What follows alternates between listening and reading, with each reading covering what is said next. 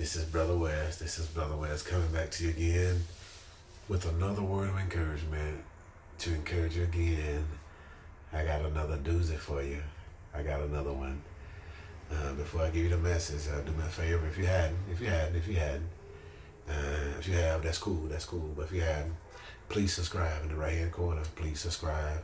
And right next to it also, there's a bell, and that simply says that whenever I come on, you will just get notified. Is that okay? Now let's get to the message. Now I want to talk to the people. And I want to talk to the people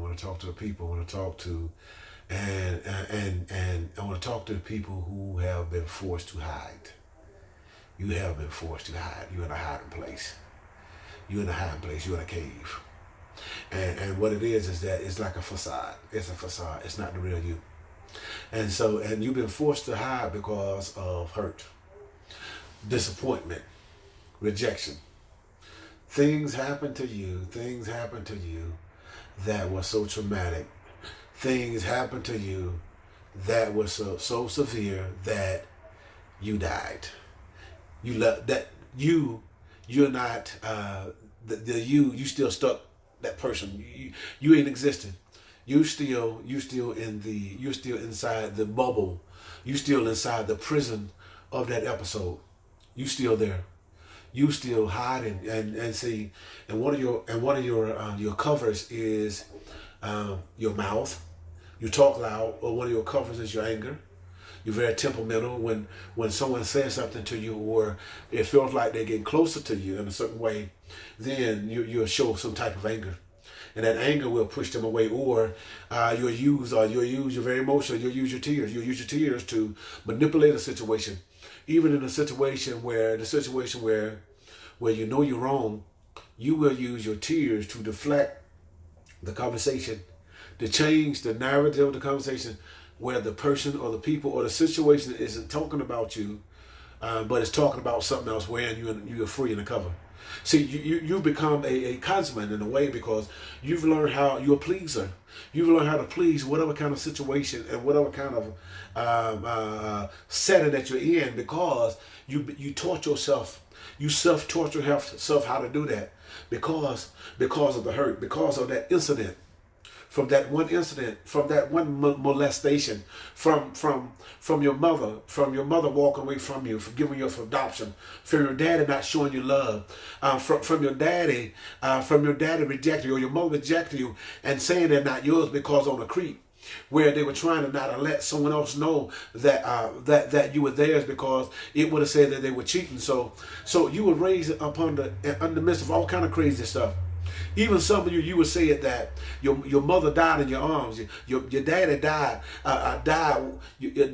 in your arms, and you were even told that you were nothing, your mother was nothing, you would never be nothing. And so you've been fighting all your life voices. You've been fighting voices against you. You've been fighting voices telling you that you wouldn't succeed. You've been fighting against voices that's telling you that you would mount or become nothing in life. You've been fighting against everything. You've been trying to run over in and everybody in your life. And so now you're at a place where physically it looks like you have arrived. You have arrived. You got all the degrees. You got all the documentations. Everybody pat you on the back. You driving the nice cars, all of that. I mean, you've done it. You proved them all wrong.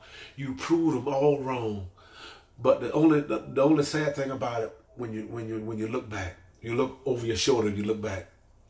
How many people have you offended? How many people that you've done wrong? How many people that you didn't bite your tongue to? And so now, you're at a place where all this is coming into your mind, and also you're at a place where you received all the success, but now you're alone. You're alone, you're lonely, you're sad, and you don't want to be in this place, this state of mind, this condition. You don't want to be this way. You want to be in that mindset. And so if I can say something to you, you don't have to be that way. You don't have to be in this place. You don't have to be in this place. All you got to do is cry out and ask God. Ask God to take that, what you're feeling, what you're going through. Ask Him to take it away. The Bible says, ask and it shall be given, seek and you shall find, knock and it shall be open. All you got to do, the Bible says, whosoever shall call on the name of the Lord shall be saved. Or also the Bible says, shall be delivered. He can deliver you from, he can take that, what you're feeling. Yeah. And that lonely place, that void, he can feel that too. The Bible says that for those that don't have mothers, he can be a mother. Those that don't have a father, he can be a father. Whatever you need, he can become that.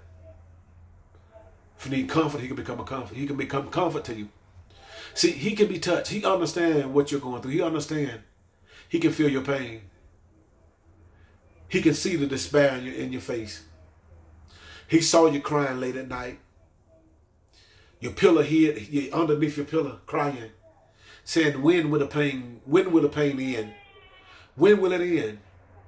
When will the punishment, when will the hurt, when will those feelings, the blows of feelings of hurt and rejection, sharp pains of disappointment end? He heard you. Hang in there. Trust him. Cry out to him.